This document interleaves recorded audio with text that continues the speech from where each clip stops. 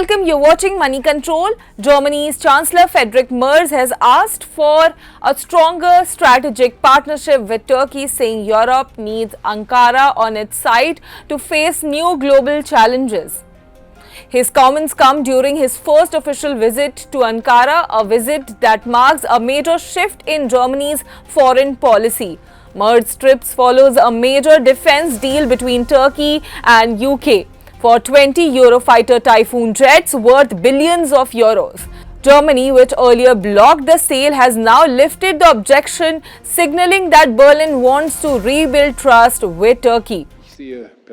Personally, and the federal government sees Turkey as a close ally of the European Union. We want to continue paving the way to Europe. I told the President that I would also like to advocate for a corresponding strategic dialogue at the European level. We discussed the Copenhagen criteria, which are a prerequisite for such a path. These are issues that we want to continue discussing together.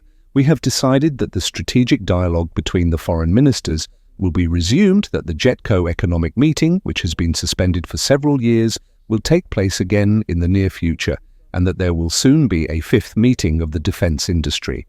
We discussed with Mr. Chancellor the issue of defense cooperation, which will elevate both our trade and joint investments.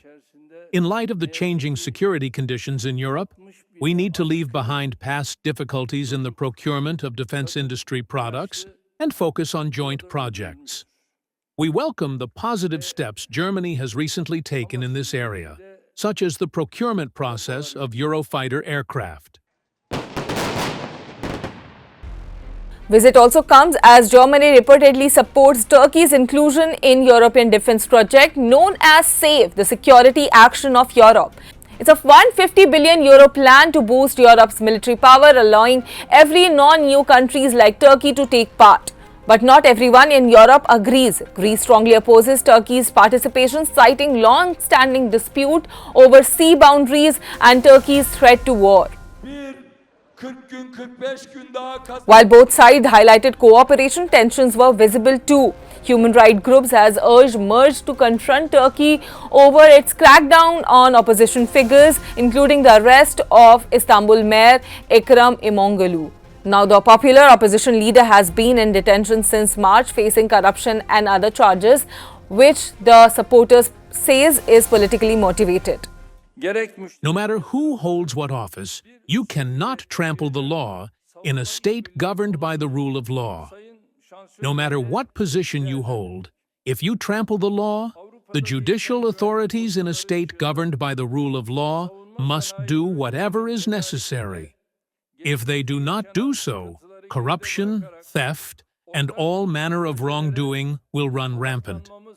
Indeed, this is how the process in Istanbul, the arrest of dismissed Mayor Ekrem İmamoğlu, unfolded, and the judiciary is currently managing this process as it suits its duty and doing what is necessary.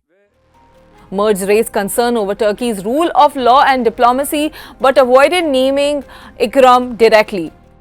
His remarks reflect Germany's attempt to balance diplomacy with criticism, a tightrope act between defending diplomatic values and maintaining a key alliance. Differences also surfaced over Gaza.